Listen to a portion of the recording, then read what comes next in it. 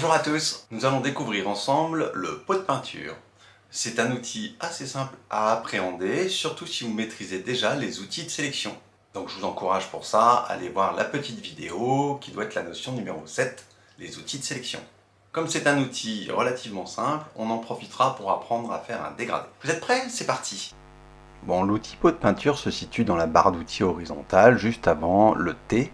Donc c'est un outil assez facile à utiliser qui vous donne accès à plusieurs possibilités. La première chose que nous réalisons, c'est une sélection rectangulaire, et puis nous cliquons sur le pot de peinture, puis l'icône à gauche, solide, remplissage solide. Vous cliquez à l'intérieur de votre sélection, après avoir choisi la couleur de votre choix, ici violet, vous cliquez au milieu, et la sélection est remplie avec la couleur choisie. Nous allons sélectionner maintenant un dégradé linéaire. Vous cliquez en haut à gauche de votre sélection, vous tirez avec le stylet, vous lâchez en bas à droite de la sélection et votre dégradé apparaît. Vous pouvez, en sélectionnant une poignée, en changer la couleur, juste en cliquant à l'intérieur de la poignée et en sélectionnant la couleur dans la roue de couleur.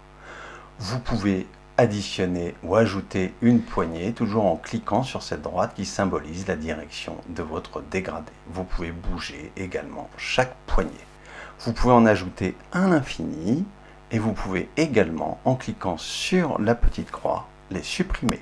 Vous pouvez modifier la position de ces poignées, les retirer, changer l'orientation de votre dégradé. Attention, une fois que vous validez, c'est fini, vous ne pouvez plus revenir en arrière. La seule solution, c'est de recommencer votre opération. Enfin, il existe un dégradé circulaire qui permet de faire exactement la même chose que le dégradé linéaire, mais sur des cercles concentriques. Vous pouvez ajouter des poignées et en modifier la couleur. Il existe enfin un dernier outil qui vous permet d'inverser le dégradé. Attention, celui-ci doit toujours être sélectionné. Maintenant que vous maîtrisez le dégradé, je vous propose de réaliser une palette pour vos feutres à partir d'un dégradé gris ardoise.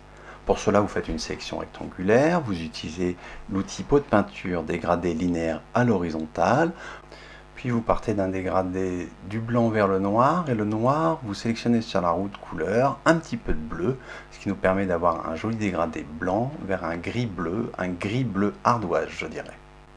Je vais maintenant utiliser l'outil pipette qui se trouve en haut à gauche de la roue de couleur. Vous cliquez sur la pipette, puis sur la nuance qui vous intéresse. Puis avec le feutre, vous faites une touche de la nuance que vous venez de sélectionner.